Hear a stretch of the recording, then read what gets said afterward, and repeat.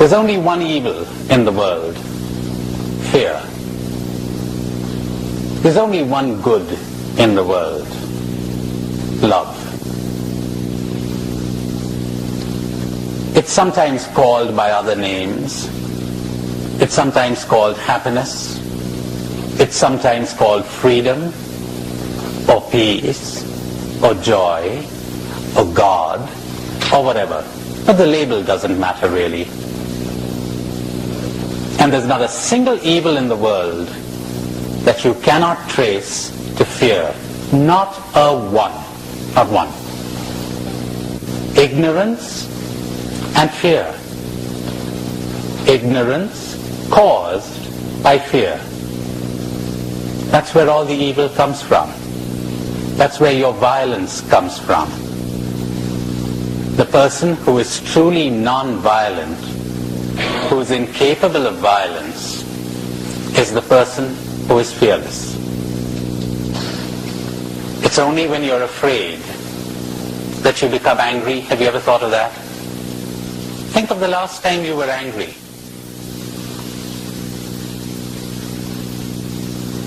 Go ahead. Think of the last time you were angry. Search for the fear behind that.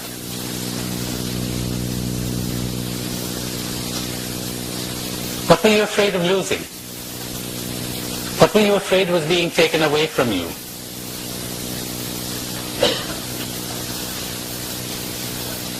That's where the anger comes from. Think of an angry person, maybe someone you're afraid of. Can you see how frightened he or she is? He's really frightened. He really is. She's really frightened, or she wouldn't be angry. How true. Ultimately, there are only two things: love and fear. But I've gone far ahead of what I was planning to do. But I'd rather leave it like this. I'd rather leave it unstructured and move from one thing to another and keep returning to themes again and again, because that's the way to really grasp what I'm saying, maybe, because when it doesn't hit you the first time, it might the second time, and what doesn't hit one person might hit another. So I've got different themes, but they're all about the same thing. Call it awareness, call it love, call it spirituality, or freedom, or awakening, or whatever. It really is the same thing. As you begin to observe yourself, self-observation, watching everything inside of you and outside. Oh, I'm going to have a lot to say about that too.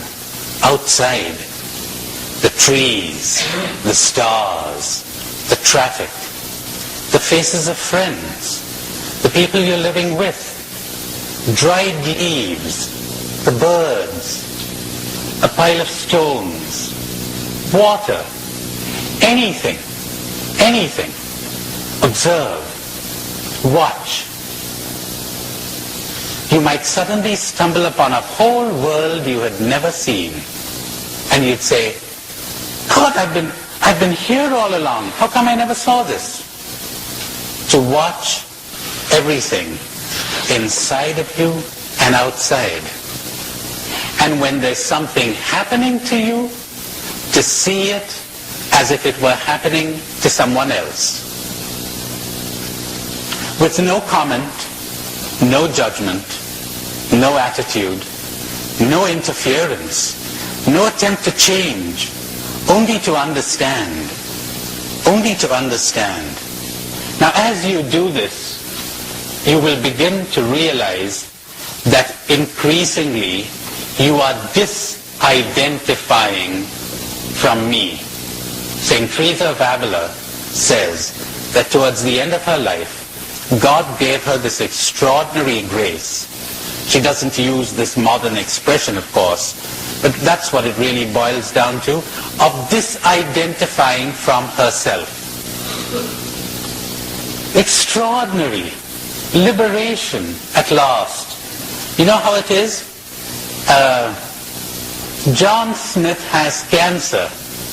I don't know John Smith. John Smith is in me, so I'm not all that affected. If I have love and sensitivity, maybe I'll help, but I'm not all that affected emotionally. You have an examination. I'm not all that affected. I can be quite philosophical about it, and I'll say, well, the more you worry about it, the worse it's going to get. Why don't you take a good break? But when it comes my turn to have an examination, well, that's something else, isn't it? Because I've identified with me. I identify with my family, my country, my possessions, my body, me. How would it be if I had a grace, if God gave me the grace, that I wouldn't call these things my? That isn't I at all. I'd be detached. I'd be disidentified. That's what it means to lose the self. To deny the self. To die to self. To the ego. To me. To be objective about it. To be disidentified and detached from it. Now, as you begin to practice this, you could try it tonight, but as you move around, if you can be aware of what you're doing, if you can be aware of what you're saying, if you can be aware of how you are reacting, what a difference. Won't be long before you notice the effect.